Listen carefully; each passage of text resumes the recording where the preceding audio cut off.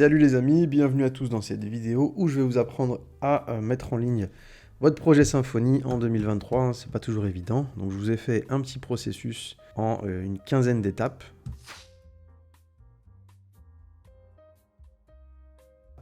Faites un petit screenshot ici si vous voulez rappeler différentes opérations qu'il faudra réaliser.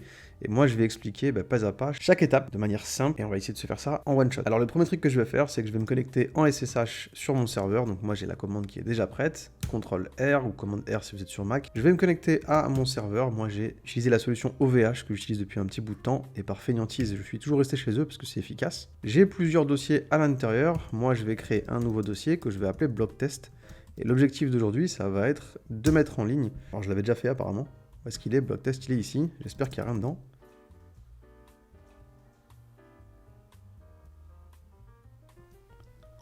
Donc de mettre en ligne un bloc, vous l'aurez compris. Donc là, j'ai mon petit projet Symfony qui est ici. Comment est-ce que je fais? Tout simplement pour mettre ça en ligne sur mon serveur et surtout rattacher mon nom de domaine à mon projet, configurer la base de données, bref, toutes les étapes qui sont énumérées juste ici. Donc c'est parti. Je vous ai dit, en premier, on va faire un npm run build pour compiler l'application. Donc je vais sortir du serveur après avoir créé mon petit dossier. Là, je suis dans mon application. Je vais faire un petit npm run build. Ça va lancer la commande encore production. Ça va minifier vos différents fichiers et surtout ça va compiler, packager votre application pour un envoi en production. Donc là, ça mouline. Une fois que c'est mouliné, on passe à l'étape numéro 2. Donc je vais avoir besoin de faire un composer require Symfony Apache Pack. Alors pourquoi? Parce qu'on utilise Symfony, on est sur un modèle REST, on a des URL qui ressemblent à /article /1 et ça, votre serveur Apache, il ne va pas le comprendre. Donc pour qu'il puisse le comprendre, il faut installer ce petit bundle, cette petite dépendance. Vous lancez cette petite commande et ce que ça va faire, c'est que dans votre dossier public, ça va générer un fichier .htaccess et c'est un fichier de configuration qui communique avec votre serveur et qui va permettre justement de comprendre les URL de notre site. Donc ça, c'est fait.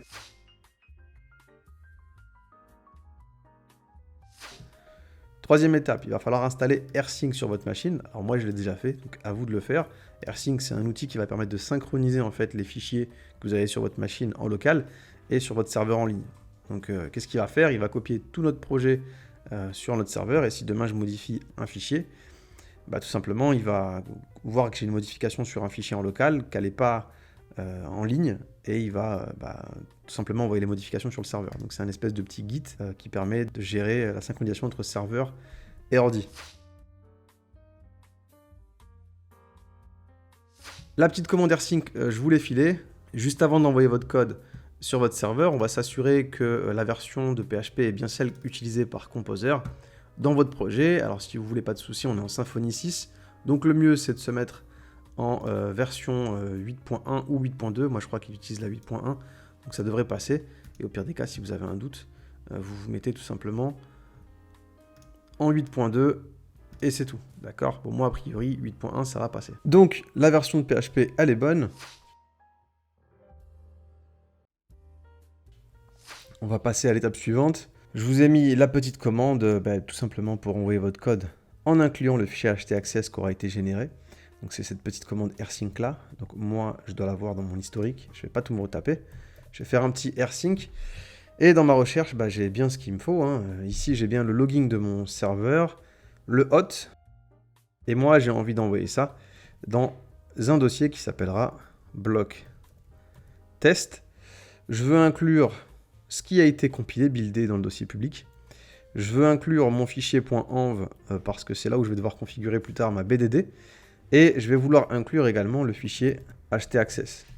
D'accord? Donc j'inclus le fichier .htaccess. A priori, on devrait être bon. Je lance.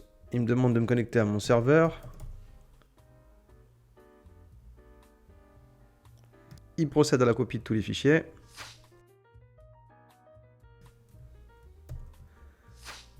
Prochaine étape, on va se connecter sur notre serveur et on va devoir installer Composer à la racine de notre projet.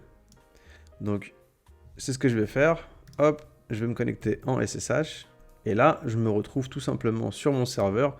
Je regarde ce qu'il y a dedans. J'ai bien un dossier bloc test.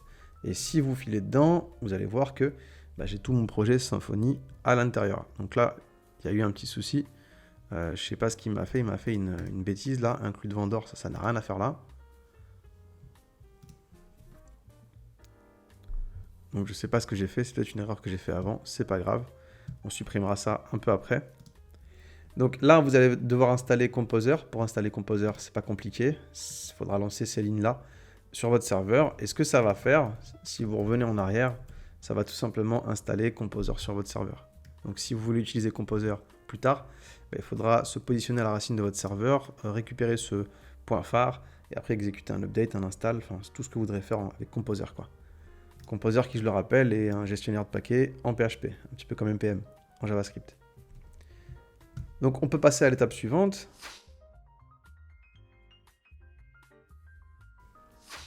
Moi, je vais installer les dépendances sur mon projet, donc c'est ce que je vous disais à l'instant. On va faire un composer.phare update.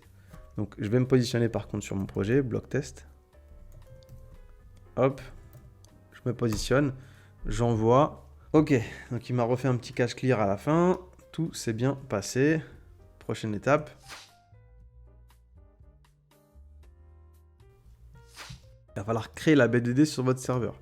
Alors moi, pour gagner du temps, je l'ai déjà fait. Je suis parti sur OVH et j'ai créé une BDD que j'ai appelée machin machin bloc test. Hein. Là, c'est des noms génériques que vous donne OVH. Et j'ai bien l'adresse du serveur. D'accord? Donc ce qu'il va falloir faire maintenant, c'est lier votre base de données à votre projet via le fichier de configuration qui est le fichier .env. Donc c'est ce qu'on va faire.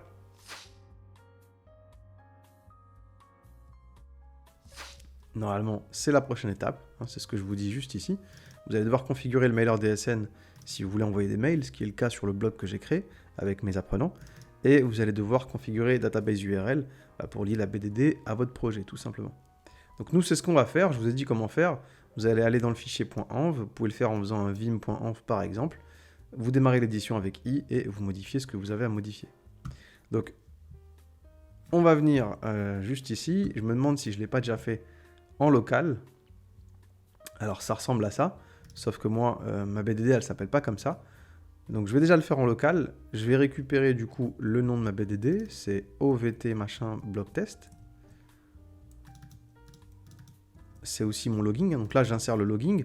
Le mot de passe, il me semble que j'ai laissé celui-là. Et la BDD, l'adresse du serveur, c'est ça. Donc il n'y a pas de port, hein, parce que c'est une BDD mutualisée. Pas besoin de préciser un port. Et la BDD, elle s'appelle tout simplement comme ça.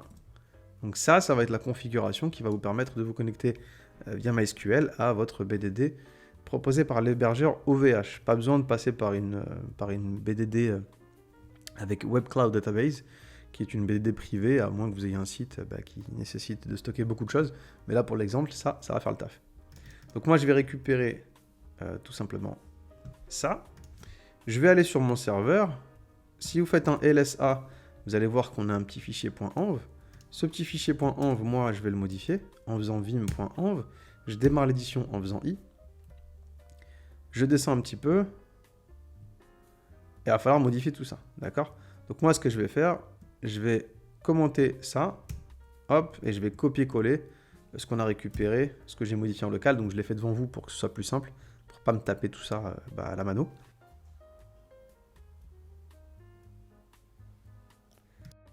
Je vais pouvoir faire échappe 2.x pour sauvegarder.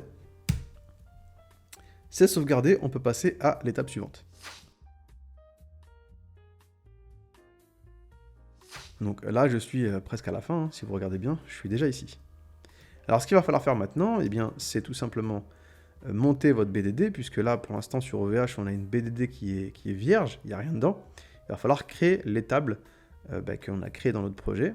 Et pour ça, c'est l'ORM Doctrine qui s'en charge. Quand on est en Symfony, on ne fait pas tout ça à la mano. On a créé, pour rappel, des entités. Et ces entités, via l'ORM Doctrine, on va créer en fait l'équivalent en termes de table en base de données. Et pour ça, on va utiliser cette commande que je n'ai pas inventée. Et là, c'est vraiment la documentation Symfony. Je vais faire entrer. Il me dit, est-ce que tu es sûr de vouloir exécuter les migrations d'ailleurs qui sont sur votre projet, qui sont juste ici. C'est les différentes versions, toutes les modifications qu'on a apportées à nos BDD. Donc pour rappel, les fichiers de migration, dès que vous avez créé, modifié un truc en base, bah, lui vous a créé en fait le code SQL qui permet de rendre ces modifications effectives. Et c'est un historique en fait des modifications qui sont stockées en base pour savoir finalement la BDD que vous avez, où est-ce qu'elle en est en termes de mise à jour. D'accord? C'est-à-dire que si ici j'ai 10 fichiers de migration et que dans votre base de données j'en ai que 9, ça voudrait dire que votre base de données elle n'est pas à jour par rapport à ce que nous on a codé. Donc moi, ici, j'ai pas besoin de créer de fichier de migration parce que j'ai pas modifié la base. Moi, ce que je veux, c'est justement exécuter ces fichiers de migration pour remplir ma base, créer mes tables. Donc là, ce sera le migrate, pas make migration que vous devez connaître si vous êtes sur Symfony. Je fais entrer, et a priori, tout s'est bien passé. Ça, c'est plutôt cool. Ce qui veut dire que maintenant, si j'allais sur phpMyAdmin, qui est juste ici, et que je rentrais mon mot de passe, je vais essayer de le faire correctement, et bien regardez, c'est magique, toutes mes tables ont été créées. Donc ça, c'est top.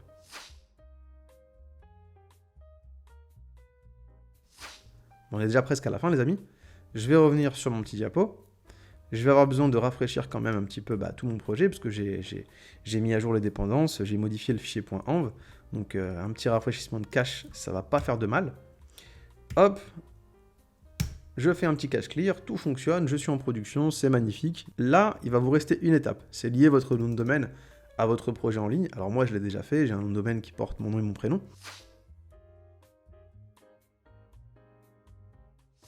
Et je vais vouloir le relier en fait tout simplement à mon dossier blog test. Attention, le point d'entrée du navigateur dans votre projet Symfony, c'est le dossier public. Donc ce qu'il va falloir faire, moi je l'ai fait en avance pour la vidéo, ce que j'ai fait, c'est que vous avez vu, j'ai modifié mon nom de domaine, donc j'ai été dans multisite sur OVH au niveau de l'hébergement, et j'ai tout simplement dit que le nom de domaine samiabani.com, eh bien son dossier racine, c'était ce qu'il y avait dans blog test public. Et a priori, ça fonctionne. Donc là, j'ai un problème de style. Apparemment, le style n'est pas passé. Maintenant, l'idée, ce serait de voir pourquoi le style n'est pas passé. On va regarder ça tout de suite. Bon, on est de retour les amis. A priori, c'est OVH qui n'avait pas encore bien mouliné. J'ai bien accès du coup, quelques minutes plus tard, à samiabani.com. J'ai pas fait grand-chose. J'ai juste attendu que OVH termine de mouliner. Après, si jamais vous aviez réellement un souci de compilation, il fallait recommencer la compilation. Alors déjà, le premier réflexe qu'il aurait fallu avoir, c'est peut-être lancer un npm rundev en local, ou un yarn encore devwatch, ou un npm encore devwatch, comme vous voulez, juste pour voir que la compilation se passe bien en local, ouvrir ça en local, et ensuite il aurait fallu relancer soit yarn encore production, soit npm run build, que je vous ai montré tout à l'heure, et après refaire la commande rsync qui va renvoyer tout ça, d'accord? Mais là, pour le coup, c'était vraiment un souci d'OVH, ça c'est pas instantané, il s'est passé quelques minutes. Donc voilà, n'hésitez pas à reprendre un petit screenshot de ces différentes étapes. Je m'excuse d'avance pour les fautes d'orthographe, pas prof de français mais développeur web. Et voilà, je pense que c'est la version la plus courte, en tout cas que moi j'ai réussi à déceler, pour mettre votre projet en ligne avec Symfony, sans trop de prise de tête, une quinzaine d'étapes. Si vous avez mieux, écoutez, n'hésitez pas à me le dire en commentaire. En tout cas, ce sera ma méthodologie pour 2023. Voilà. Écoutez l'équipe, codez bien, je vous dis à très vite pour de nouvelles vidéos. Ciao, ciao.